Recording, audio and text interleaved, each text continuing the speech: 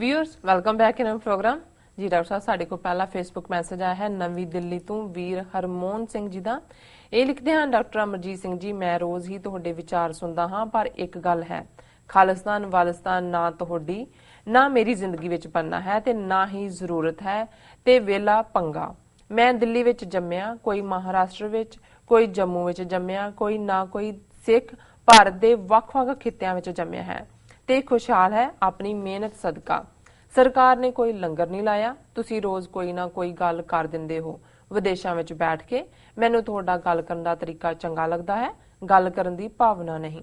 जिवें Jasdev Singh cricket commentary वधिया करदा सी, उवें तुसी खालिस्तान दी गल करदे हो, पर बेकार अपनी ताकत बर्बाद कर रहे हो। असी इंडिया विच बहुत खुश हाँ, एवें पंगा ना लवो जी। डॉक्टर साहब अजकल नवी दिल्ली बड़ी चर्चा दे विच है जी, क्योंकि बहुत सारे स्टूज RSS ने अजकल दिल्ली दे विच खड़े कीते ने।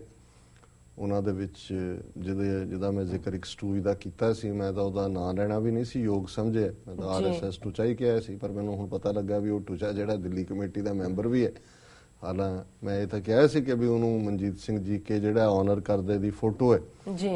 सो ਸਾਡੇ बहुत सारे वीर ਭੈਣਾਂ ਇੰਨੇ ਕੁ ਪਰੇਸ਼ਾਨ ਨੇ ਉਹਦੀ ਵੀਡੀਓ ਤੋਂ 9 ਮਿੰਟ ਦੀ ਕਿ ਉਹ ਲਗਾਤਾਰਤਾ ਨਾਲ ਮੇਰੇ ਖਿਆਲ ਹੈ ਵੀਕਐਂਡ ਦੇ ਉੱਤੇ 20-22 ਮੈਸੇਜ ਨੇ ਸਾਡੇ ਲਈ, ਜਿਹਦੇ ਨੇ ਉਹਨੂੰ ਕਿਹਾ ਜੀ ਇਹਨੂੰ ਜਵਾਬ ਦਿਓ, ਇਹਨੂੰ ਜਵਾਬ ਦਿਓ।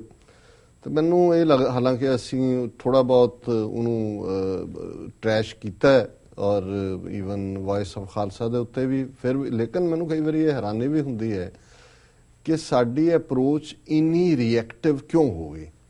ਸਿੱਖ ਤਾਂ ਜਿਹੜਾ ਉਹ ਪ੍ਰੋਐਕਟਿਵ ਹੈ, ਅਸੀਂ ਤਾਂ ਖੁਦ ਲਾਈਨ ਡਰਾ ਕਰਦੇ ਹਾਂ ਜਾਂ ਖੁਦ ਅਗਵਾਈ ਦਿੰਦੇ ਹਾਂ, ਦੂਸਰੇ ਨੂੰ ਫੋਲੋ ਕਰਵਾਉਂਦੇ ਸੀ ਕਿ ਵੀ ਆਓ ਜੀ। ਅਸੀਂ ਜਿਹੜਾ ਰਿਐਕਟਿਵ ਨਹੀਂ ਸੀ। ਹੁਣ ਜਿਹੜੇ ਵੱਡਾ ਮੁੱਦਾ ਹੈ ਸਾਡੇ ਕੋਲ, ਕਈ ਵਾਰੀ ਜਿਹੜਾ ਦੁਸ਼ਮਣ, ਔਰ ਮੈਂ ਇਸ ਲਈ ਬਾਰ-ਬਾਰ ਇਹਨੂੰ ਰਿਐਕਸ਼ਨਰੀ ਅਪਰੋਚ ਕਹਿ ਰਹੇ ਹਾਂ ਕਿਉਂਕਿ ਆਉਣ ਵਾਲੇ ਸਮੇਂ 'ਚ ਉਸ ਕਿਸਮ ਦੇ ਟੁਚੇ ਜਾਂ ਇੱਕੇ ਜਿਹੜਾ ਜਿਹਨੇ ਭਾਵੇਂ ਟੁਚਾ ਨਾ ਹੋਏ ਲੇਕਿਨ ਜਿਹੜਾ ਪ੍ਰਭਾਵ ਕਬੂਲਦਾ ਹੈ, ਇਹ ਤਾਂ ਆਉਣ ਵਾਲੇ ਸਮੇਂ 'ਚ ਬਹੁਤ ਜ਼ਿਆਦਾ ਆਉਣੇ ਨੇ। ਇਹ ਤਾਂ ਅਜੇ ਬਿਗਨਿੰਗ ਹੈ। ਹੁਣ ਜੇ ਸਾਨੂੰ ਲੱਗਦਾ ਹੈ ਕਿ 31ਵੀਂ ਐਨੀਵਰਸਰੀ ਘੱਲੂਘਾਰੇ ਦੀ ਦੁਖਦ ਯਾਦ ਮੌਕੇ ਦੁਨੀਆ ਭਰ ਦੇ ਵਿੱਚ ਖਲੋ ਗਏ ਨੇ ਸਿੱਖ, ਜੰਮੂ ਕਸ਼ਮੀਰ ਦੇ ਸਿੱਖਾਂ ਨੇ ਅੱਗੋਂ ਰਾਹ ਦਸੇਰਾ ਕੀਤਾ ਹੈ, ਪੰਜਾਬ 'ਚ ਕਿਵੇਂ ਯੰਗਸਟਰਸ ਜਿਹੜੇ ਨੇ, ਔਰ ਪੰਜਾਬ 'ਚ ਹਾਲਾਂ ਮੀਡੀਆ ਰਿਪੋਰਟਾਂ ਨਹੀਂ ਆਈਆਂ ਪਰ ਬਹੁਤ ਸਾਰੇ ਛੋਟੇ ਕਸਬਿਆਂ, ਪਿੰਡਾਂ, ਸ਼ਹਿਰਾਂ ਦੇ ਵਿੱਚ ਇਹ ਦਿਨ ਮਨਾਇਆ ਗਿਆ। ਤੇ ਹੁਣ ਤੁਸੀਂ ਦੁਸ਼ਮਣ ਵੱਲ ਦੇਖੋ, ਉਹ ਕੀ ਕਰੇਗਾ।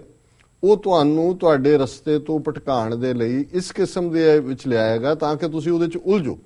ਹਾਲਾਂ ਅਸੀਂ ਚਲੋ ਹੁਣ ਇੰਨੀਆਂ ਕਿ ਮੈਨੂੰ ਕਹਿ ਦਿੱਤਾ ਹੈ, ਲਿਖ ਦਿੱਤਾ ਹੈ, ਜ਼ਬਾਨੀ ਕਿਹਾ, ਰਿਸਪੌਂਡ ਤਾਂ ਮੈਂ ਕਰਾਂਗਾ। ਹਾਲਾਂਕਿ ਸਾਡੇ ਬੜੇ ਜਿਹੜੇ ਸੂਝਵਾਨ ਦਰਸ਼ਕ ਨੇ, ਵੀਰ ਕੁਲਦੀਪ ਸਿੰਘ ਲੰਡਨ ਤੋਂ, ਉਹਨਾਂ ਨੇ ਇਹਦਾ ਜਵਾਬ ਦੇ ਕੇ ਉਹਦੀ ਵੀਡੀਓ ਵੀ ਮੈਨੂੰ ਭੇਜੀ ਹੈ। ਮੈਨੂੰ ਮੌਕਾ ਤਾਂ ਨਹੀਂ ਬਣਿਆ ਕਿਉਂਕਿ ਮੈਂ ਟਰੈਵਲ ਕਰ ਰਿਹਾ ਸੀ, ਪਰ ਮੈਂ ਉਸ ਦੇ ਨੂੰ ਦੇਖਿਆ ਕਿ ਵੀ ਇਸ ਮੁੱਦੇ ਦੇ ਉੱਤੇ ਹੀ ਹੈ ਜੀ।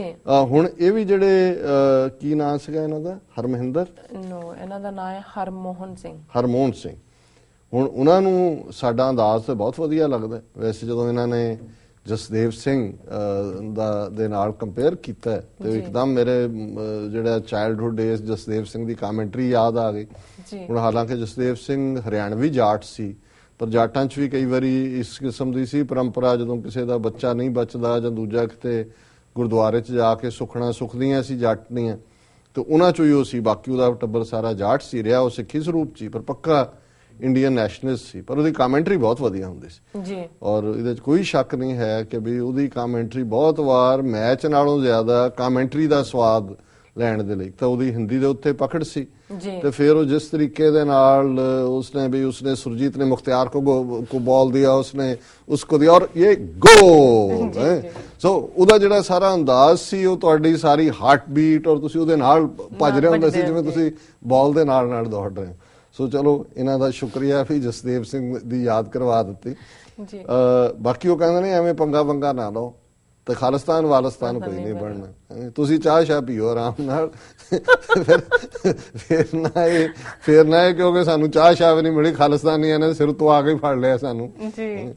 ਸੋ ਮੈਂ ਸਮਝਦਾ ਵੀ ਇਹ ਜਿਹੜੀ ਇਹ ਕਲਾਸ ਹੈ ਔਰ ਜਿਹਦੇ 'ਚ ਉਹਨਾਂ ਨੇ ਕਿਹਾ, ਔਰ ਇਹੀ ਗੱਲ ਉਹ ਜਿਹੜੇ ਦੁਮਛਲ, ਇੱਕ ਕਾਮਨ ਜਿਹੜਾ ਇਹਨਾਂ ਦਾ ਨੁਕਤਾ ਉਹ ਦੁਮਛੱਲੇ ਨਾਲ ਮਿਲਦਾ ਦਿੱਲੀ ਵਾਲੇ ਦਾ, ਦਿੱਲੀ ਕਮੇਟੀ ਵਾਲਾ, ਕਿ ਜੀ ਉਹਨੇ ਵੀ ਕਿਹਾ ਜੀ ਦੇਖੋ ਅਸੀਂ ਕਿੰਨੇ ਖੁਸ਼ਹਾਲ ਆ, ਅਸੀਂ ਫਲਾਣੇ ਆ ਦੂਜੇ ਆ, ਕੀ ਸਾਰੇ ਪੰਜਾਬ ਚ ਆ ਜਾਣਗੇ, ਉਹ ਕਿੱਥੇ ਰੱਖਣਗੇ, ਤੁਹਾਡੇ ਤੋਂ ਤਾਂ 5000 ਨਹੀਂ ਸਾਂਭਿਆ ਗਿਆ, ਉਹ ਕੋਈ ਫਿਗਰਸ ਕੋਈ ਮੂੰਹ ਸਿਰ ਨਹੀਂ ਹੈ ਜੀ। ਸੋ ਇਹਨਾਂ ਨੂੰ ਵੀ ਲੱਗਦਾ ਕਿ ਜੀ ਅਸੀਂ ਬਹੁਤ ਖੁਸ਼ਹਾਲ ਹੈ ਔਰ ਸਾਨੂੰ ਕੋਈ ਲੋੜ ਹੀ ਨਹੀਂ ਹੈ, ਔਰ ਤੁਹਾਨੂੰ ਤਾਂ ਤੁਸੀਂ ਤਾਂ ਦੇਵੀਆਂ ਦੀ ਪੂਜਾ ਵੀ ਕਰਨ ਲੱਗ ਜਾਓਗੇ ਕਿਉਂਕਿ ਤੁਹਾਡਾ ਤੁਸੀਂ ਲక్ష్ਮੀ ਦੇ ਜੇ ਪੁਜਾਰੀ ਹੋ। ਦੇਖੋ ਸਮੱਸਿਆ ਗੱਲ ਕਿਸੇ ਇੰਡੀਵਿਜੂਅਲ ਜਾਂ ਕਿਸੇ ਇੱਕ ਗਰੁੱਪ ਨਾਲ ਨਹੀਂ ਹੈ ਜਾਂ ਕਿਸੇ ਜ਼ਾਤ ਪਾਤ ਨਾਲ ਨਹੀਂ ਹੈ। ਧਨ ਦੇ ਪੁੱਤਰ ਜਿਹੜੇ ਨੇ ਉਹ ਲక్ష్ਮੀ ਦੇ ਹੀ ਪੁੱਤਰ ਹੁੰਦੇ ਨੇ। ਉਹਨਾਂ ਨੇ ਫੋਟੋ ਗੁਰੂ ਨਾਨਕ ਦੀ ਲਾ ਲੈਣ, ਉਹ ਸਾਈਂ ਬਾਬੇ ਦੀ ਲਾ ਲੈਣ, ਉਹ ਕਿਸੇ ਸ਼ਿਵ ਦੀ ਲਾ ਲੈਣ, ਉਹਨਾਂ ਨੂੰ ਕੀ ਫਰਕ ਪੈਂਦਾ? ਜੇ ਗਾਹਕ ਸ਼ਿਵਜੀ ਵਾਲਿਆਂ ਨੇ ਵੀ ਉਹਨਾਂ ਕੋਲ ਰੋਣਾ, ਦੂਜਿਆਂ ਨੂੰ ਸਾਰਿਆਂ ਨੂੰ ਧੂਫ ਦਿਖਾਈ ਜਾਂਦੇ ਨੇ ਜੀ, ਕਿਉਂਕਿ ਉਹਨਾਂ ਨੂੰ ਇਹ ਹੈ ਕਿ ਵੀ ਉਹਨਾਂ ਦਾ ਗੱਲਾ ਭਰਿਆ ਹੋਣਾ ਚਾਹੀਦਾ। ਸੋ ਸਾਡਾ ਜਿਹੜੀ ਸਿੱਖੀ ਹੈ ਇਹ ਲక్ష్ਮੀ ਦੇ ਪੁਜਾਰੀਆਂ ਲਈ ਤਾਂ ਹੈ ਹੀ ਨਹੀਂ।